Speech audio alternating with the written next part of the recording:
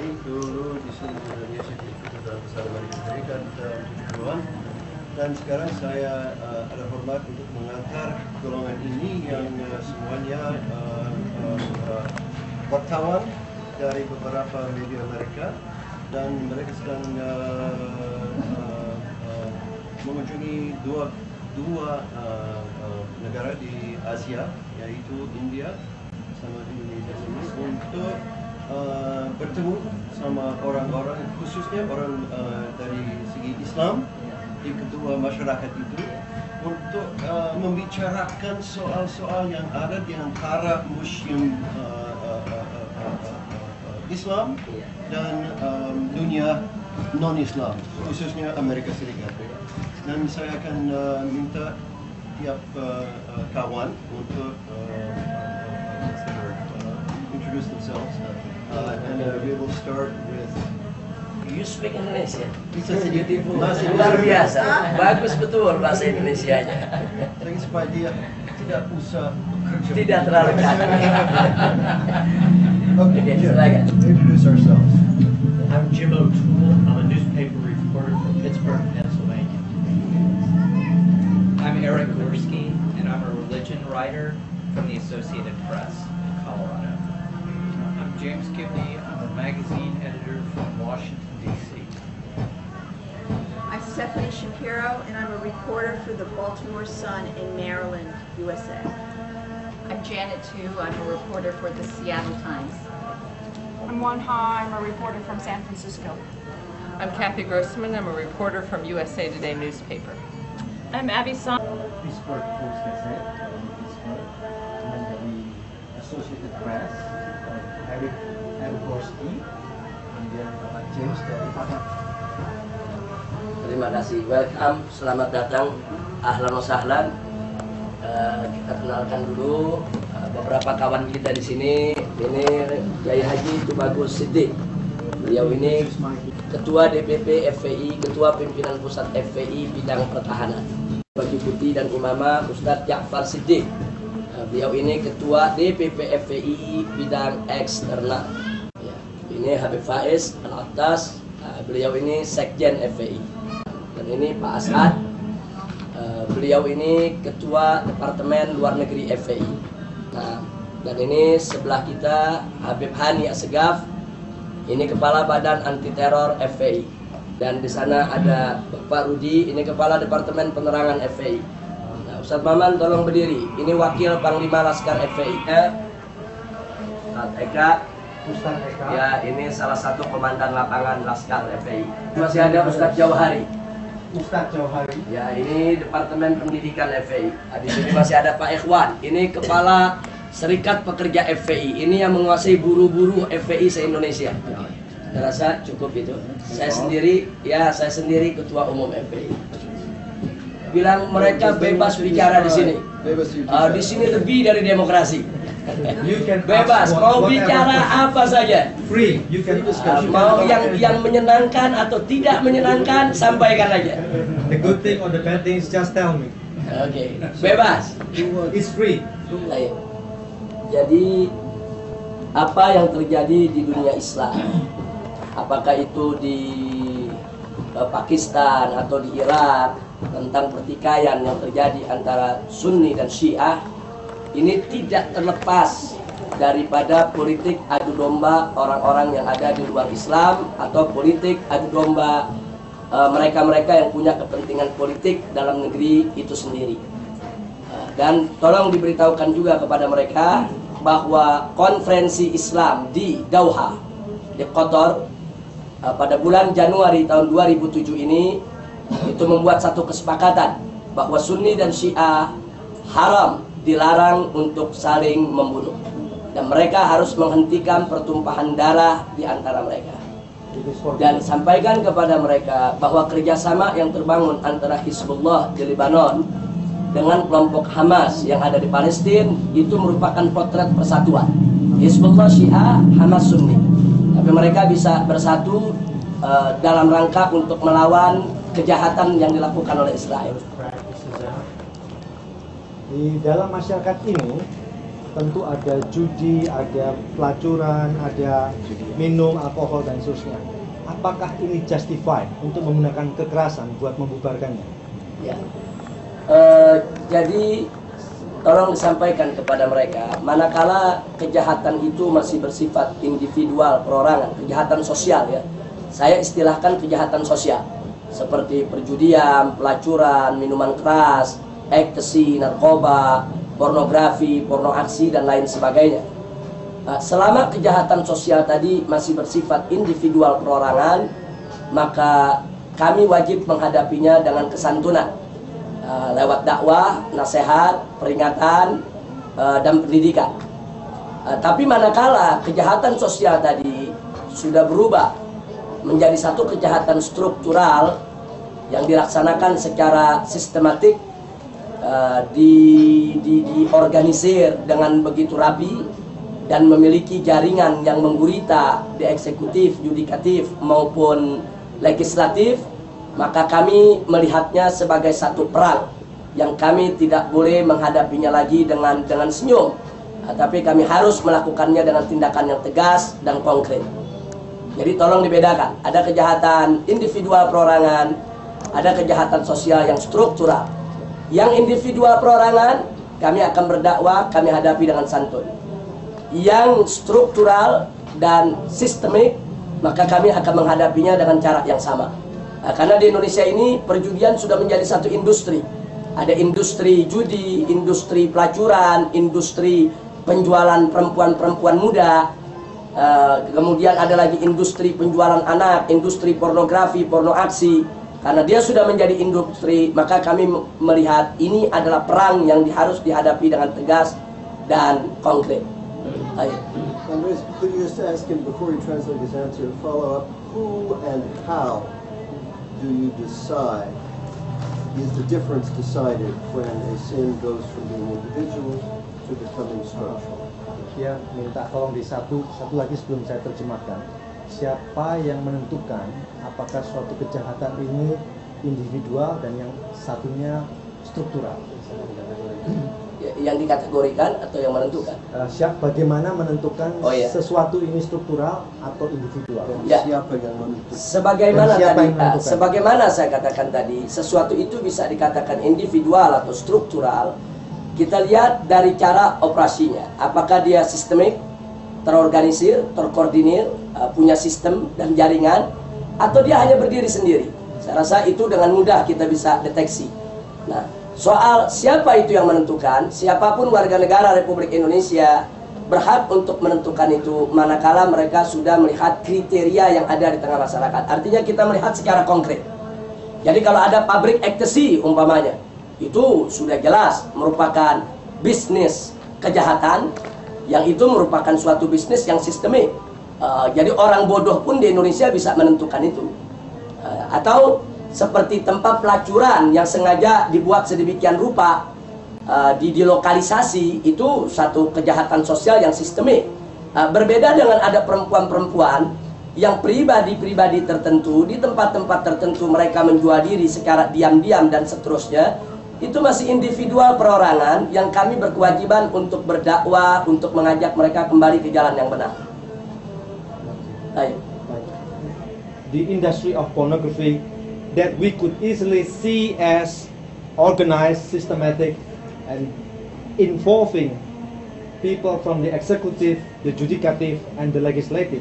We thought they are systematic, and we have to be stern, we have to be strict, and we are going to take actions against them. I wanted to ask, what kind of action? You're talking about two levels. You're talking about polite persuasion. I'd like to know what happens if the person doesn't want to be persuaded, how you deal with someone who doesn't want to listen to you one-to-one. And in terms of dealing structurally, they're mentioned here that everything is done according to law and regulation of the country. That so how do they legally and within the rules address this systematic and structural problem? Pertanyaan dari Kathy, Pak. Kalau Anda sudah melakukan pendekatan yang santun, tetapi mereka tidak mau mendengar, apa yang akan Anda lakukan? Yang kedua, di negeri ini kan ada aturan-aturan. Bagaimana Bapak melihat aturan-aturan itu yang dilanggar oleh apa yang Bapak sebut sebagai kejahatan yang terorganisir? Ya. Jadi kami di Islamic Defenders Front, kami punya prosedur untuk penanganan suatu kejahatan sosial. Prosedur yang pertama, sebagaimana tadi kami sampaikan, kami harus pisahkan dulu antara kejahatan yang individu dengan kejahatan yang struktural. Kemudian yang kedua, kejahatan yang manapun yang akan kami hadapi, maka langkah pertama kami akan ikuti prosedur hukum negara dulu. Artinya kami akan melakukan investigasi terlebih dahulu dalam rangka untuk menghimpun fakta data untuk membuktikan bahwa betul terjadi pelanggaran hukum. Yang kedua, kami juga akan melakukan pengumpulan dukungan dari masyarakat sekitar untuk menolak keberadaan industri kemaksiatan tadi. Lalu yang ketiga, kami akan teruskan itu ke legislatif, kami akan ke DPR, kami akan sampaikan juga ke eksekutif, kami akan sampaikan mulai dari wali kota, gubernur, sampai menteri-menteri yang terkait, bahkan sampai presiden sekalipun. Dan kami juga akan laporkan ke polisi, kami laporkan ke seluruh instansi yang berkompeten di dalam urusan itu. Dan itu proses yang kami lakukan, itu bisa memakan waktu 1 tahun. Jadi tidak 1 atau 2, 3 hari. Nah, kalau sampai 1 tahun itu memang ditangani dengan baik oleh pemerintah, kemudian industri-industri maksiat tadi diatasi dengan baik, maka tidak ada alasan bagi FPI untuk turun tangan. Jadi kami harus menghargai bahwa pemerintah yang punya wewenang, bukan kami. Tapi manakala sudah 1 tahun buntu, artinya legislatif, yudikatif, kemudian eksekutif tidak mampu untuk melakukan apapun, maka dengan sangat terpaksa kami akan turun tangan untuk menutup dengan cara kami. Dan kami akan siap untuk menanggung segala resikonya. Resikonya kami akan ditangkap, diadili, dipenjara, dan itu sudah kami alami. Artinya kami tidak mengatakan kami kebal hukum. Jadi prinsip kami, kalau hukum berjalan dengan baik, kami hargai. Kami tidak akan pernah turun.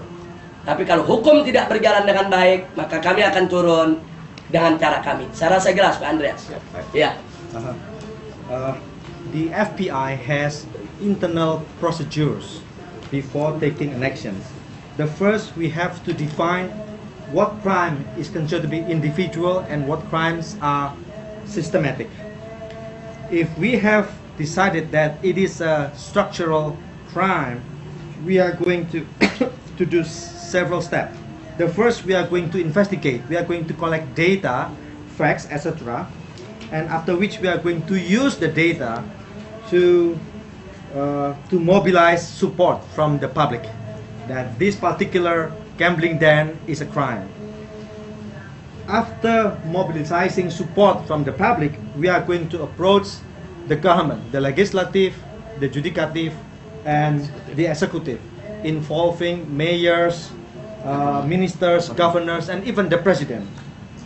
We also going to report our finding to the police, and meaning that we are going to wait for the police, for the court to pursue what we have reported. Usually it takes about 1 year.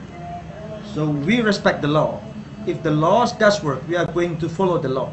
But if after 1 year, with heavy heart, we are going to take the actions ourselves. We are going to close down the crime, the organized crime network ourselves.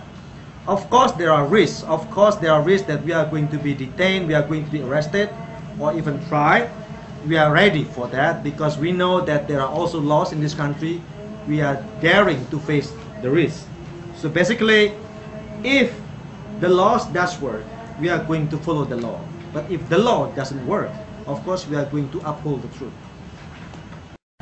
What about the individual persuasion? Bagaimana dengan individual persuasion, membujuk, mendekati secara santun yang individual? Untuk yang individual, kita tidak akan pernah mengenal lelah.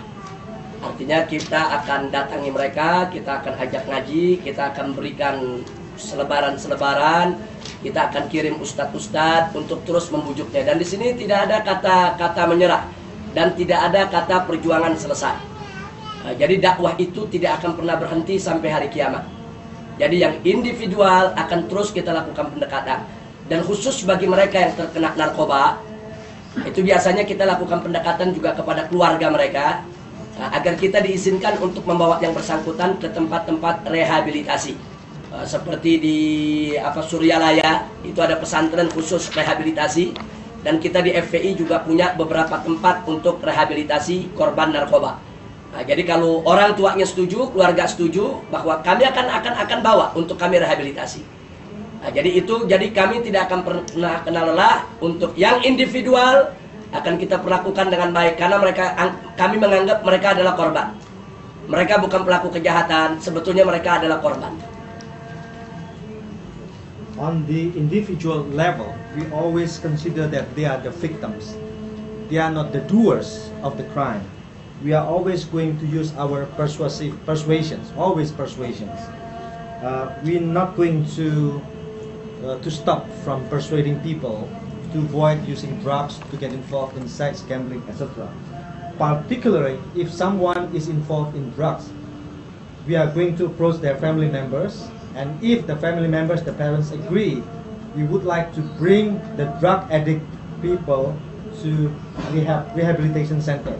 There is a madrasah in Suralaya that deal with drug addicts. The FBI also have some rehab centers. But again, it is always with the approval of the parents.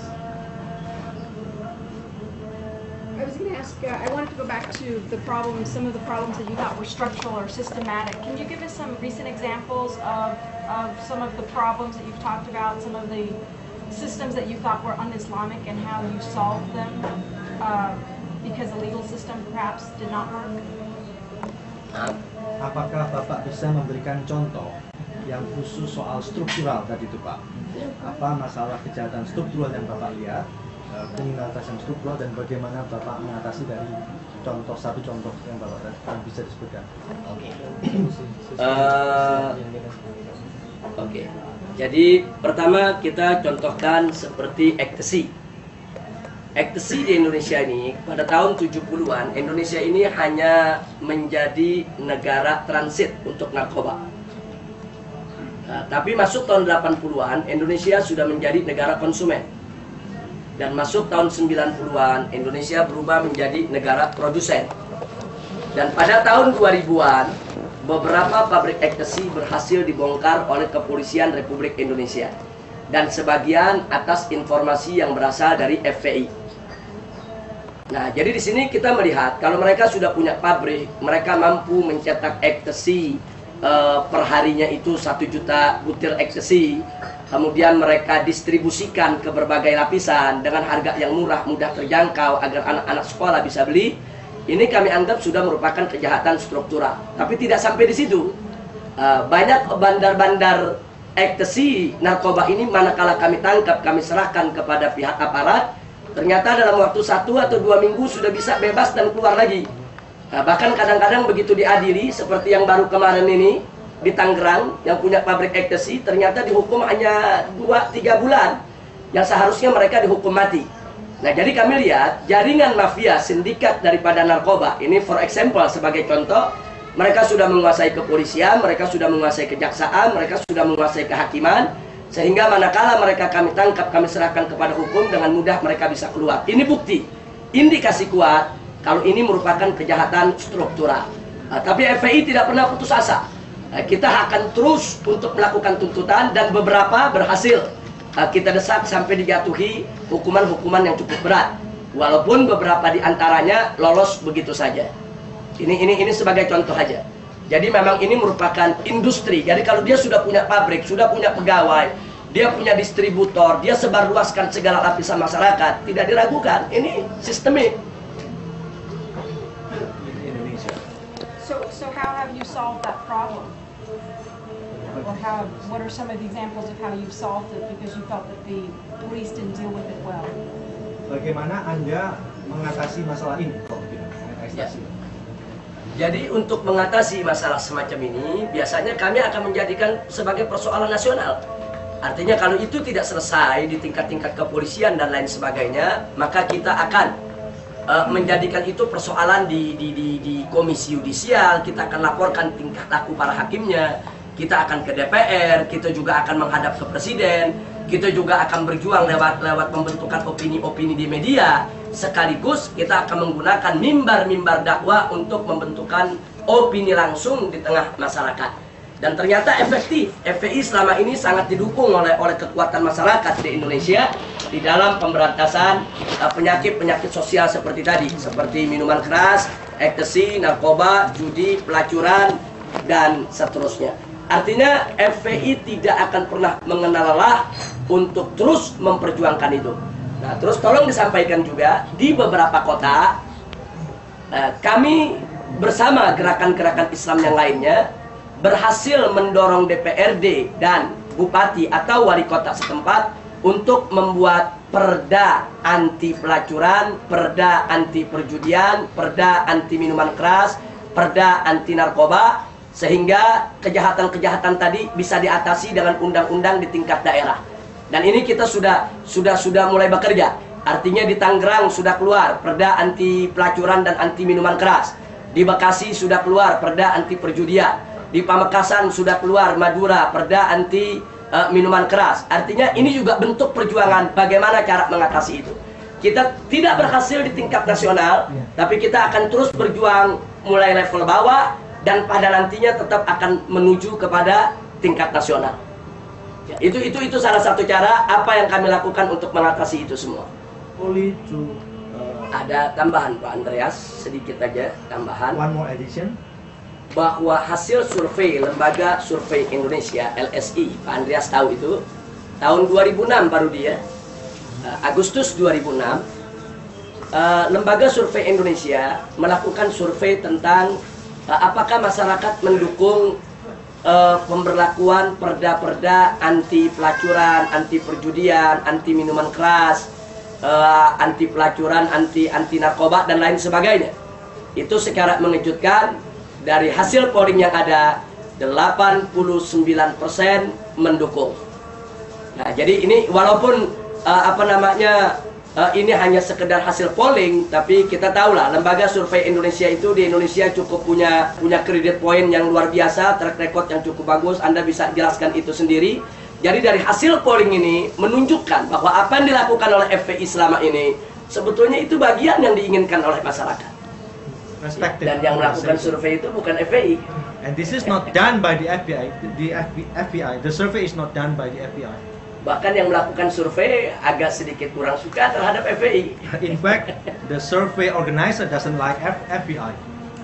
Habib bisa dijelaskan berapa jumlah anggota FPI, berapa jumlah cabangnya, dan bagaimana cara menggalang dana untuk FPI, Habib?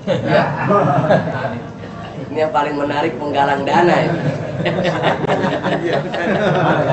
Amerika nggak mau bantu sampai saat ini. America never help us. Baik, kita saat ini sudah ada di 25 provinsi di seluruh Indonesia. 25 provinces in Indonesia, 33 provinces. Ya, dan jumlah kita yang tercatat ada 5 juta anggota. 5 million members. Tapi kalau dilihat dari perkembangannya, dari mereka-mereka yang belum tercatat identitasnya, kami perkirakan bisa mencapai 7 juta anggota. But I estimate with other non-registered members, sympathizers, it might be 7 million members throughout the country. Nah, dan semua itu ya kami data dengan baik dengan sistem komputerisasi. We all have registered all these members using computers. Dan 10% dari itu adalah laskar. And 10% of them are laskar, militias. Jadi setiap laskar pasti anggota FPI, tapi setiap anggota FPI belum tentu laskar. Every laskar must be an FBI member, while the FBI member is not necessarily a laskar member. Nah, itu berkenaan dengan cabang dan keanggotaan. Adapun sistem pendanaan di FPI, yang pertama adalah iuran anggota. Fundraising mostly from Jews. Yang kedua adalah sumbangan dari simpatisan. Donation from sympathizers. Membership fee. Dan yang ketiga, kita tunggu bantuan Amerika. And we are waiting for donations from America. Tapi yang dibantu sama Amerika kebanyakan jaringan Islam liberal, Asia Foundation. But what America help are mostly the liberal Islam network, the Asia Foundation. We could make a deal. All FPI has to do is support America. That brings me to my question about pluralism. What is the objection to pluralism? One reason, for example, Americans may not choose to support this organization is America is primarily a Christian country. Perhaps they would feel that their money was unwelcome. What is the objection to pluralism? Why is that anti-Islam? Kami ingin tanya, apa yang menjadi keberatan FPI terhadap pluralisme? Tadi kan sempat disinggung bantuan dari Amerika. Amerika adalah negara yang cukup banyak orang Kristennya. Tentu kami tidak tertarik untuk membantu organisasi yang tidak mendukung pluralisme. Bagaimana pendapat FPI tentang pluralisme? Jadi pluralisme di bidang sosial, dia pluralisme sosial ya, itu bagi kami umat Islam adalah suatu sunatullah, satu keniscayaan, suatu kemestian yang kita tidak bisa tolak. Untuk kita hidup bertetangga dengan umat beragama lain, saling menghormati, saling menghargai, saling membantu, saling bahu-membahu untuk menjaga keamanan, untuk menjaga keseimbangan politik, kemajuan ekonomi, dan seterusnya, dan seterusnya. Itu satu keniscayaan, kita tidak tolak. Nah, yang kami tolak adalah pluralisme teologi. Nah, pluralisme teologi dalam arti kata bahwa orang Islam harus dipaksa untuk membenarkan agama di luar Islam, atau orang di luar Islam harus dipaksa untuk membenarkan agama selain yang dimilikinya. Itu kita tidak terima.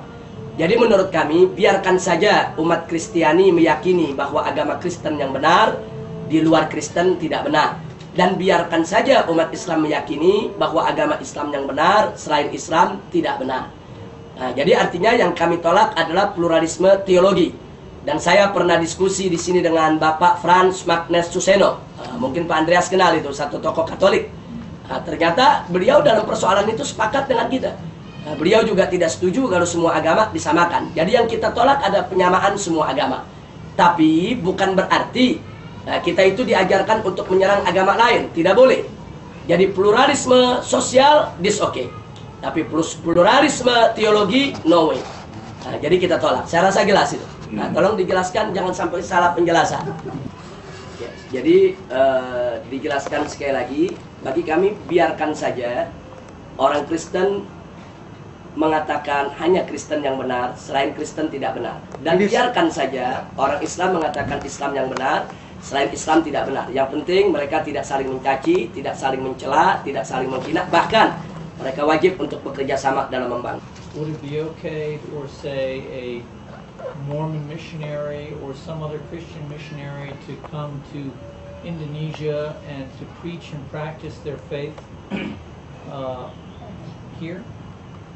Apakah ini berarti boleh misalnya untuk misionaris Mormon atau misionaris Kristen lainnya datang dan berkhotbah di Indonesia? Artinya misionaris yang manapun ingin datang ke Indonesia untuk berkhutbah, yaitu di umat dan penganut serta pengikutnya, tidak boleh ada satu pihak pun yang melarang mereka. Nah, jadi biarkan saja mereka berkhutbah. Yang kita tolak adalah upaya pemaksaan atau penipuan yang dilakukan oleh umat Islam untuk mengislamkan orang di luar Islam, atau umat Kristen yang ingin memaksa umat Islam dikristenkan. Jadi umat Islam sendiri tidak boleh memaksa orang lain masuk ke dalam Islam. Umat Islam sendiri dilarang tidak boleh memaksa orang di luar Islam untuk masuk ke dalam Islam. Begitu juga dengan bujuk rayu, tidak boleh. Tapi sekedar dia memperkenalkan, ini loh Islam, diskusi dengan baik-baik, welcome. Nah begitu juga umat Kristen. Kalau para pendeta, para pastor, para misionaris, mereka ingin datang untuk memberikan khutbah di gereja-gereja mereka atau di tempat-tempat acara khusus mereka, silakan, no problem. Jadi mereka ingin memperkenalkan agama mereka, no problem. Nah, tapi justru menjadi problem pada saat misionaris ini membujuk umat Islam, menipu umat Islam, apalagi memaksa umat Islam untuk masuk ke agama Kristen. Ini yang kita tolak. Nah, jadi tidak boleh ada pemaksaan dari pihak manapun. Islam tidak boleh memaksa orang lain. Di luar Islam juga tidak boleh memaksa Islam. Saya rasa jelas itu, Pak Andreas. Ya. Missionaries to come and teach their faith without any kind of cheating or forcing the opinions or the beliefs on someone. Would they be able to come and present their faith and be able to be received